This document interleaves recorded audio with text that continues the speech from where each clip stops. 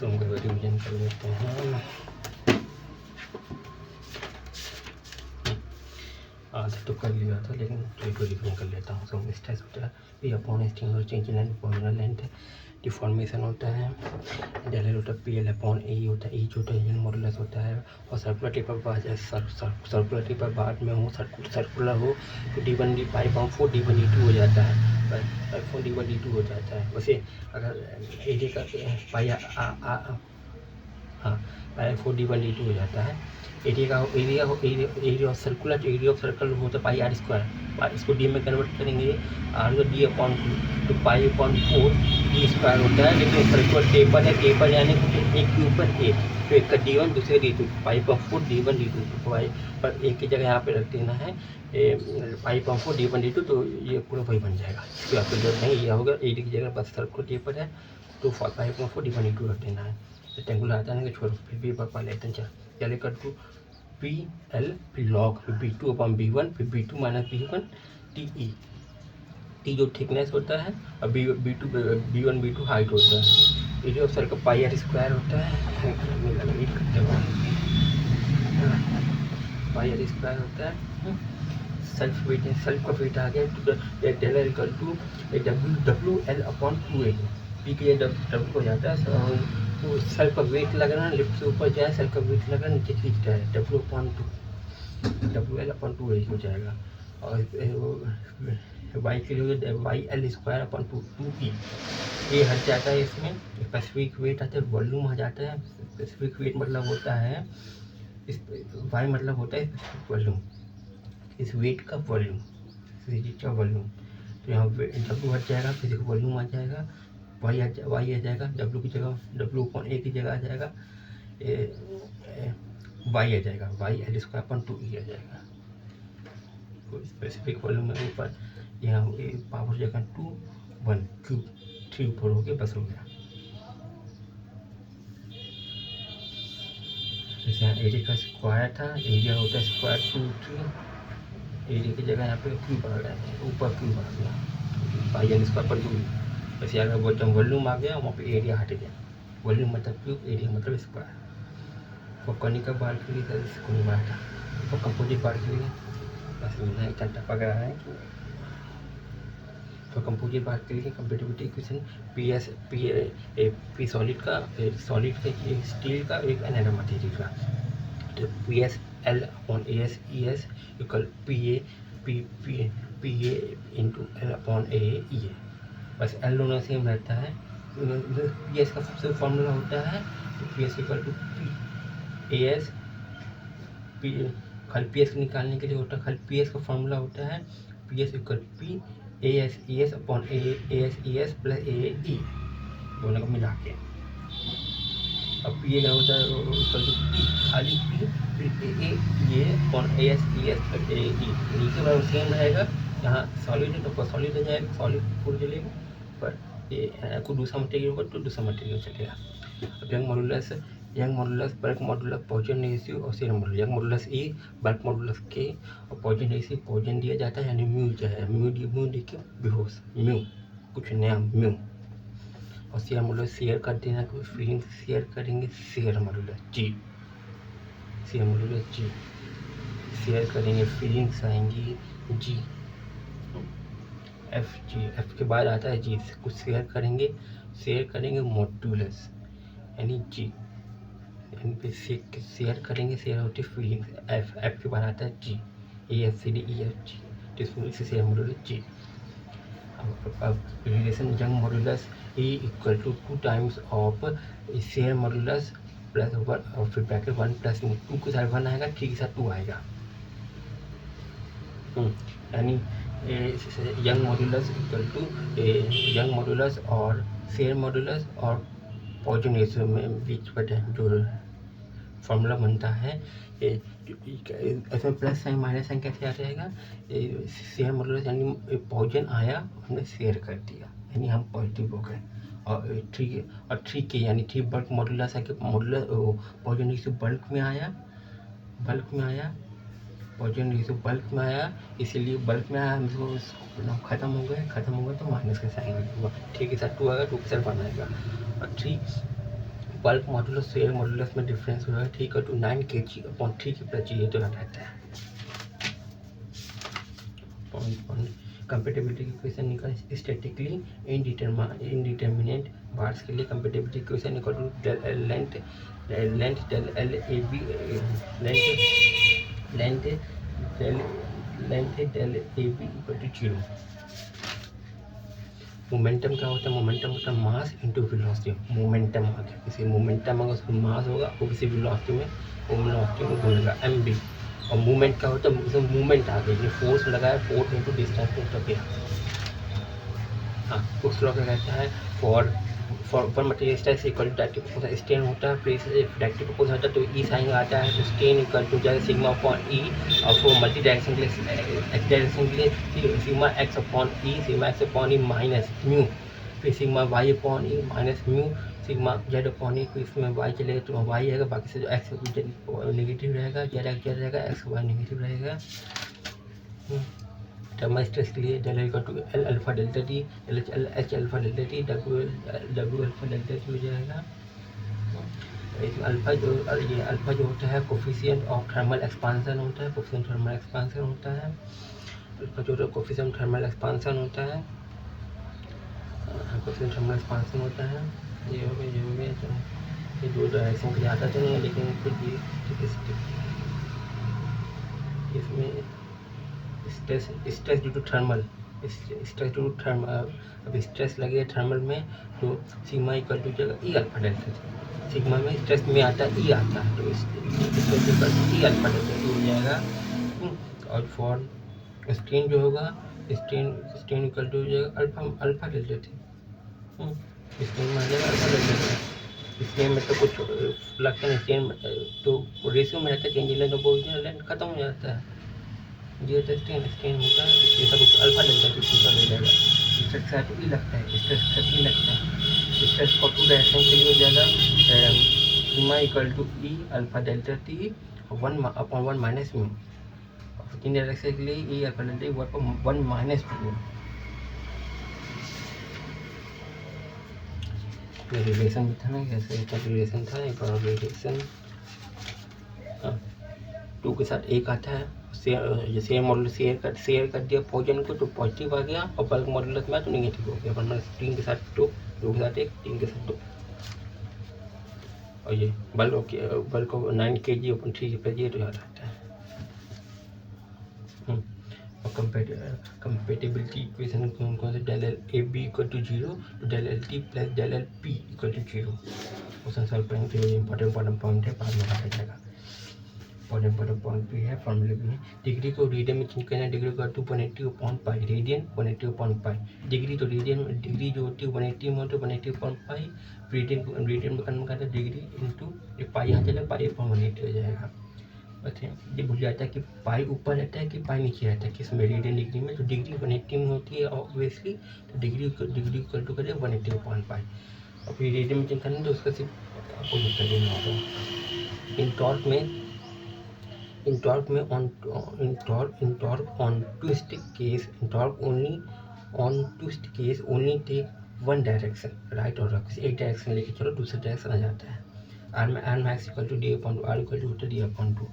अब torsion t upon J tau upon और G theta upon L. T जो टॉर्स इंटरनल टॉर्क होता है, जो पोलर मोमेंट ऑफ इनर्शिया होता है, जो फॉर्मूला होता है π/32 d की पावर 4, π/32 d की पावर 4। टाउ होता है शेयर स्ट्रेस होता है, आज होता है रेडियल डिस्टेंस होता है फ्रॉम सेंटर से। जी होता है share modulus.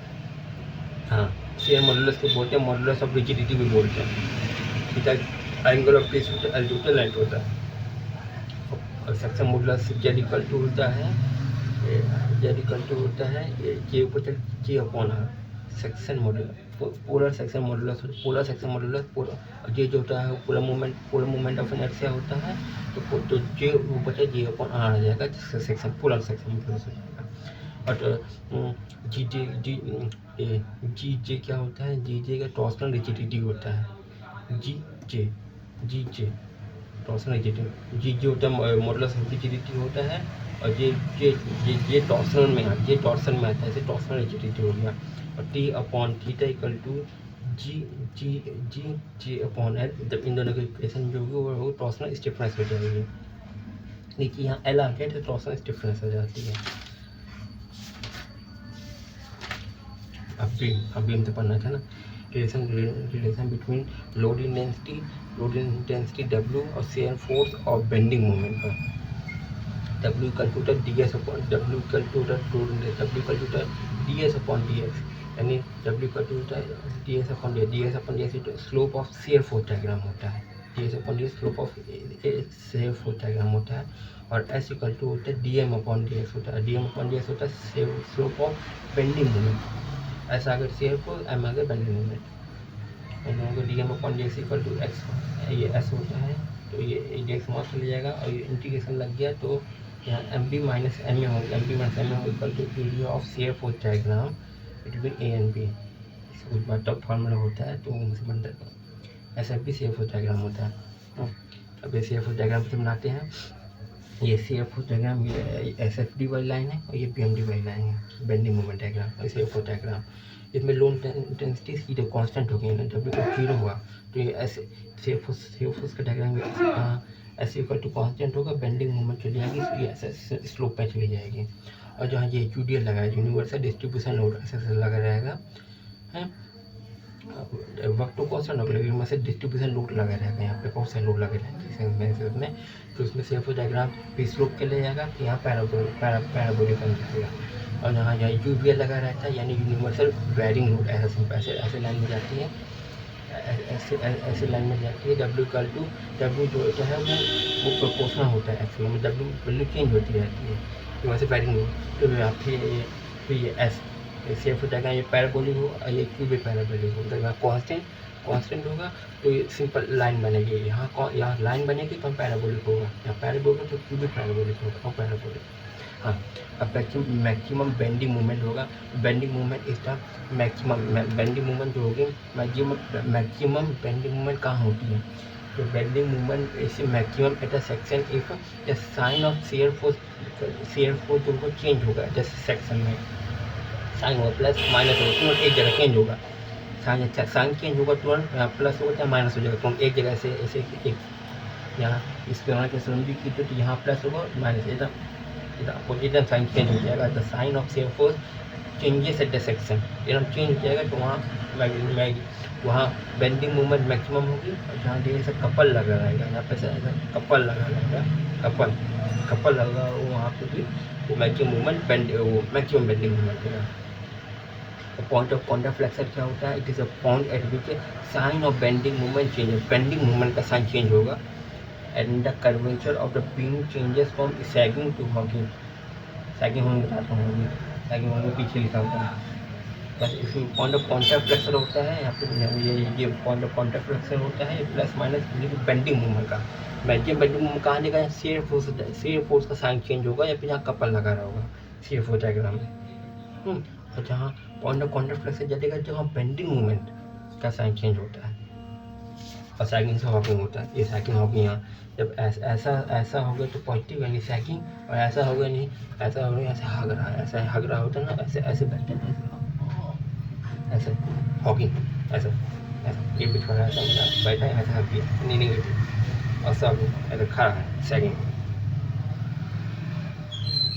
Bending movement force into distance होता है N into metre, kilometre into mm होता है। अब आगे प्योर बेंडिंग आ गया, यानी यूलर का बर्नौली थ्योरम होती है, इसका फॉर्मूला होता है, एक टॉर्सनल का होता है जैसे इसमें होता है, इसमें होता है बर्नौली थ्योरम प्योर बेंडिंग वाले में। तो pure bending M upon I equal to sigma upon Y equal to E upon R. M होता है बेंडिंग मोमेंट होता है, आई जो होता है मोमेंट ऑफ इनर्शिया होता है, सिग्मा जो स्ट्रेस होता है बेंडिंग स्ट्रेस, वाई जो होता है वाई क्या होता था, वाई वर्टिकल डिस्टेंस, वाई तो vertical distance from the neutral axis, vertical distance होती है वाई वर्टिकल डिस्टेंस। और ई जो होता है यंग मॉडल्स होता है, आर जो होता है रेडियस होता है। इसमें मेन आई वाई का मेन रोल, आई वाई का अलग फॉर्मूला होता है वो पीछे लिखा है, वही पढ़ लेता हूँ। Bending movement is also called movement of resistance, bending movement को बेंडिंग मूवमेंट को और बोलते हैं मूवमेंट ऑफ रेजिस्टेंस बोलते हैं। सेक्शन मॉडुलस सेक्शन मॉडुलस को बोलते हैं। पूरा सेक्शन मॉडुलस नहीं, G अपॉन आर नहीं, इसमें जो सेक्शन मॉडुलस यानी जेड होता है आई अपॉन वाई सेक्शन मॉडुलस। जैसे वो टॉर्सन वाले में लगता है जे वाला पूरा सेक्शन मॉडुलस, पूरा सेक्शन होता है जे वाला जे अपॉन आर। वैसे यहाँ पे लगेगा section modulus Z equal to I upon Y max. It is a measure of strength of a beam. Section modulus, it is a measure of the strength of a beam, maximum applicable bending moment or moment of resistance.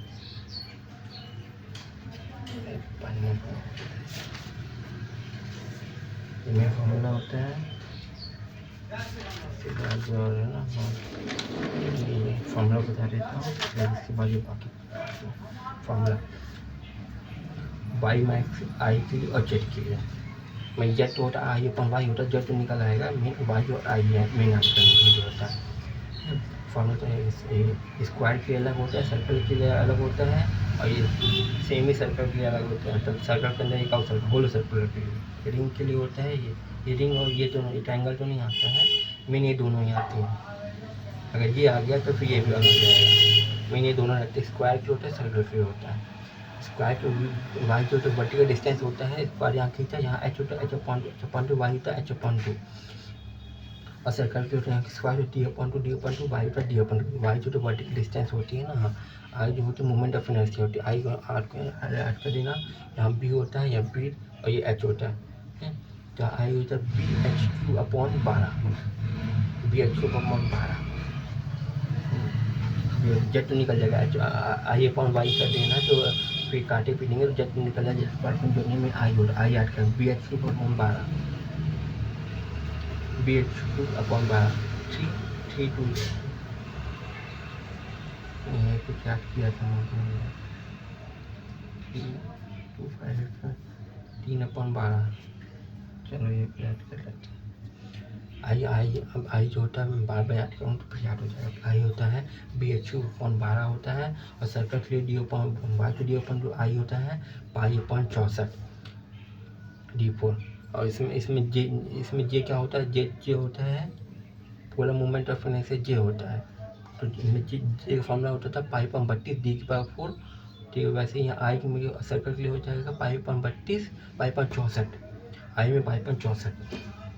पहले जे आया कम pi upon 32 D की power 4, फिर उसके बाद आई आया, आई यानी ज़्यादा 32 32 64, तो पाई अपॉन 64 डी की पावर 4। बस सही स्क्वायर क्या रखना है, बस यहाँ बी होता है H upon two B H U upon 12, B H U upon 12 ये आ जाएगा। और ये बोले कि यहाँ आसान है, डी नॉट अपॉन 2 हो जाएगा, तो पाई पर 4 D not into D not upon D I 4 फिर फ्लेक्सर रिजिडिटी ई आई होता है, फ्लेक्सर स्टेप नीचे अपॉन एल आ जाएगा, ई आई अपॉन एल आ गया, फ्लेक्सर रिजिडिटी ई आई। बाकी जो मानते हैं